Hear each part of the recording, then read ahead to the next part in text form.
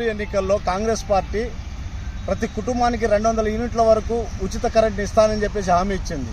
కానీ వాళ్ళ అమల్లో వచ్చేసరికల్లా కేవలం 200 యూనిట్లు వాడుకున్న వారికి మాత్రమే ఇవాళ సబ్సిడీ ఇస్తానని చెప్పేసి ప్రభుత్వం ప్రకటించింది.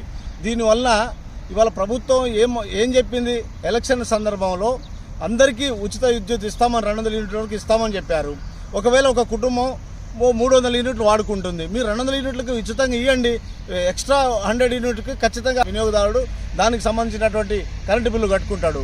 250 యూనిట్లు వస్తే 200లకు మినహాయించండి, 50 యూనిట్లకు ఎక్స్ట్రా కాల్చినందుకు ఆ వినియోగదారుడు కట్టుకుంటాడు దానికి సంబంధించినటువంటి డబ్బులు. అయితే ఆ రకంగా కాకుండా ఈ రేవంత్ రెడ్డి సర్కార్ కేవలం 200 యూనిట్లు కాలిస్తేనే మేము సబ్సిడీ ఇస్తాం, 201 యూనిట్ కాల్చినా సబ్సిడీ వర్తించదని చెప్పేసి చెప్పడం ద్వారా పేద మధ్యతరగతి వర్గాలకు ఈ స్కీమ్ను దూరం చేసినటువంటి పరిస్థితి ఉంది.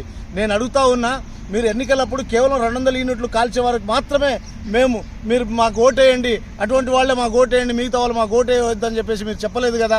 అందరికీ ఇస్తామని చెప్పేసి చెప్పారు కాబట్టి 200 యూనిట్లు ఖచ్చితంగా ప్రతి కుటుంబానికి ఆ సబ్సిడీ వర్తించేటట్టు ఇవాళ ప్రభుత్వం చర్యలు తీసుకోవాలని చెప్పేసి మేము డిమాండ్ చేస్తూ ఉన్నాం.